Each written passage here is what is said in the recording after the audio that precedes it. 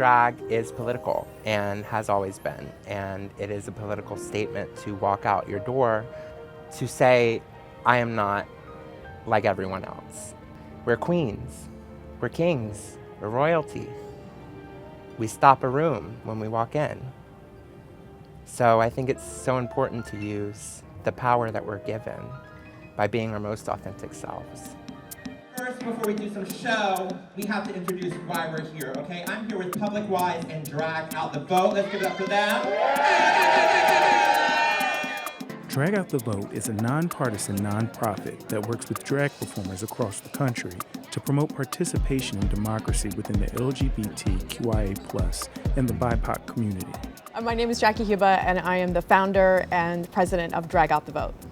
We have 300 drag ambassadors across the country to, in their communities, register voters, educate them about voting, and then turn them out to the polls.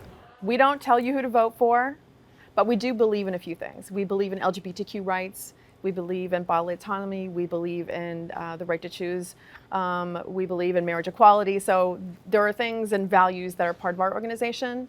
We're gonna leave it up to the voter to vote. What's really important is that everyone have their voice heard, because everyone needs to be represented. The drag community is no stranger to politics and activism. Trans women of color and drag artists led the fight at Stonewall. The Sisters of Perpetual Indulgence in San Francisco held some of the world's first fundraisers for AIDS victims.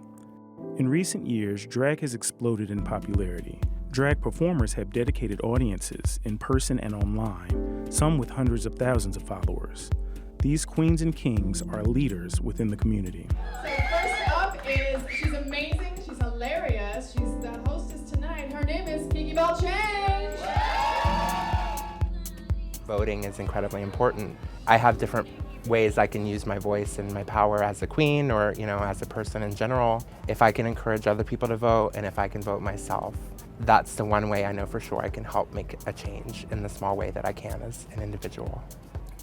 Drag queens, we create culture. We create cultural movements. The LGBTQIA+ community, we have been involved and on the front lines of politics from the dawn of time. As a drag queen, I say to myself, if I have a voice, I'm gonna use it, right? In any way I can. However I can send a message that we are all in this together, then I think that I'm doing my job. But with a surge of popularity comes pushback. Republican lawmakers in several states have proposed legislation to bar minors from attending drag shows. Drag performers have also had to endure attacks by right-wing extremists. We know that our work now is more important. We are a nonpartisan organization, but we also know that there is one party right now in our two-party system focusing on issues that aren't of most importance to Americans, and is fighting on issues about who does and doesn't have a voice. Because these are the folks that are saying that trans kids should not have access to mental health care.